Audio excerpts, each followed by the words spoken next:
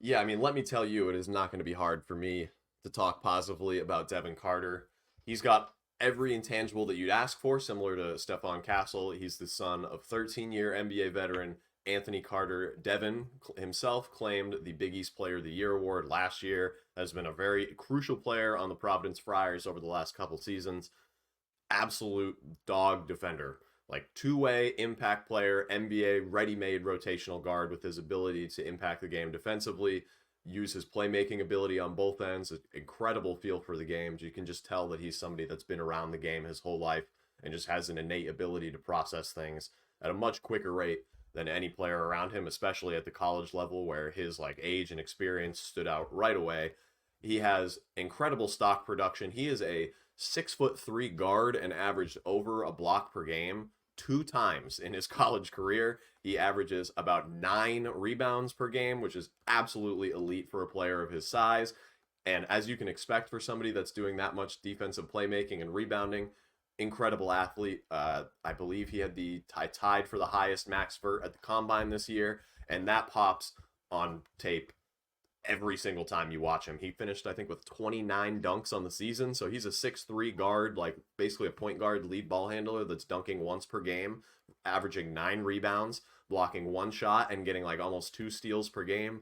He shoots a mid-30 percentage on threes after making a huge leap this year. He has incredible range off the dribble. He is not shy whatsoever. He has maybe more confidence than he does efficiency or ability right now, but sometimes that's most important, especially for a guy who's a lead ball handler and is just going to be stretching the defense out so he can leverage his playmaking and athleticism going downhill.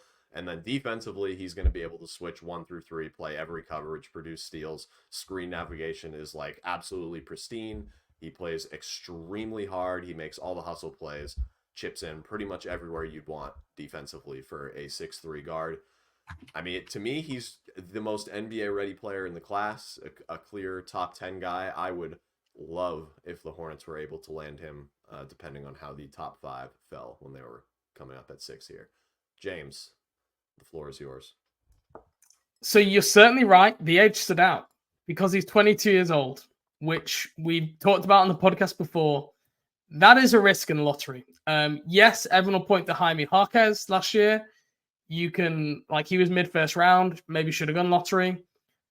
Let's also not forget, like, Davion Mitchell, Chris Duarte, like, Corey Kispert. These are, like, senior guys who went late lottery, who, like, none of them have ever exploded.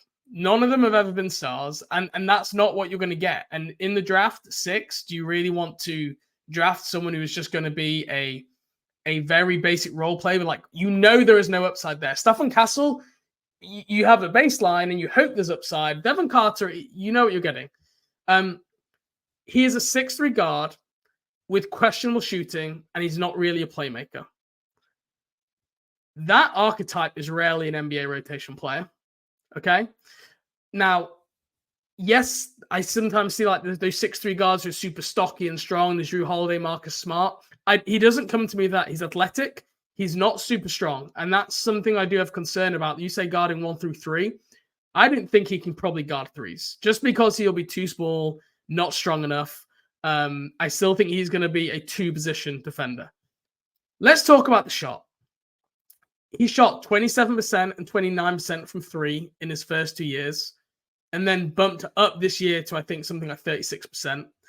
And then from a free throw percentage, he shot 69% in his freshman year and 72% in his sophomore year, and I think was up around 73, 74% this year. He has never, ever really been an efficient offensive player.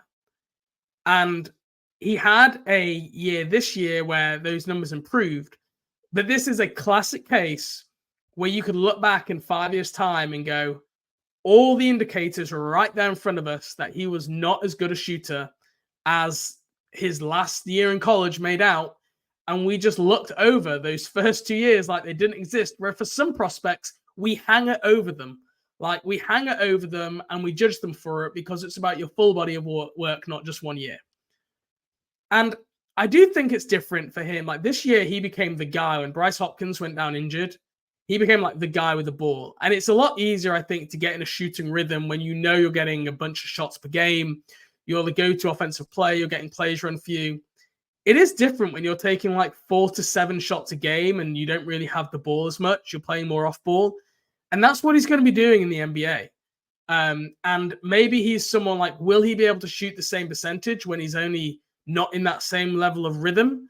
When he's not able to kind of pound the ball, which I did feel he did at times this year, as he was just like asked to do everything for that Providence team. And then I also think like the rebounding you talked about, that rebounding really spiked this year when he was basically asked to rebound when Bryce Hopkins went down again. And again, I think there was a little bit of positional context where I think his rebounding numbers have been inflated because of what the team were asking him to do in the situation he was put in. I think he'll be a good rebounder for a 6'3" guard. I don't anticipate him being necessarily a difference maker on the defensive glass in the NBA when you think about the extra size, the extra strength that these guys have. Everyone loves the old father as a coach, work ethic approach. I do sometimes think those guys have a little bit of a risk of like getting their warts kind of looked over. Like AJ Griffin was a guy, right? People made the same argument, and he's kind of struggled in Atlanta going into a second year. So his fit with the Hornets, I mean, there is a possibility he is just like a smaller Cody Martin. Good defender, makes the right plays, good energy guy, but doesn't ever quite do anything efficiently offensively to really make the other team scared, and just have a limited ceiling. So that is my glass half empty argument against Devin Carter. There are some very real concerns on the archetype, which give me reservations that high up in the draft.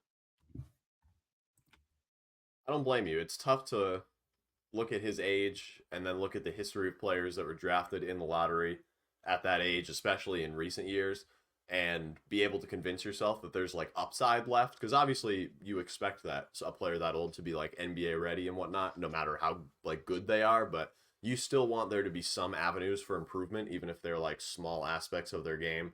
Like the guys that you mentioned, like Davion Mitchell, Corey Kispert, Chris Duarte, none of them have gotten better. And you could probably argue Duarte especially has gotten worse since he got into the league. So that's kind of like what you are just, you have to consider that with Devin Carter, because like, is this like this 2 to 3 year stretch basically where his junior year at Providence and then into the first 2 or 3 years of his NBA career, like, is this his prime? Is this the best you're ever going to get out of him?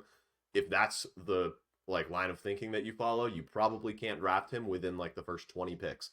If not, and you think there is some upside to tap into, which probably would go into him being an efficient shooter and not, having this 1 year, like you said, which I personally land on the side that there is shooting upside. Some people probably don't land on that side themselves, but well, I didn't even mention his shoot mechanics. It's a moon ball. Oh yeah. Yeah. It's not let's like call it non-traditional, right? And that doesn't mean it can't go in, right? Tyrese Halliburton, non-traditional, shoots the hell out of the ball. But like, just because there are exceptions to the rules doesn't mean that all of a sudden we just like throw our idea of like good mechanics and what that means out the window. There is a reason Steph Curry, Klay Thompson, Desmond Bain, Bradley Beal, like these guys who are elite shooters, Devin Booker, they all look like it, right? And there are definitely concerns around Carter's mechanics, which again makes me like the shooting here is the big swing skill. If he's going to shoot the ball, then all of a sudden you've got like an elite defender who can stretch the floor. But that's where my real concern is. I think he could be a streaky shooter who struggles to do it in a smaller role.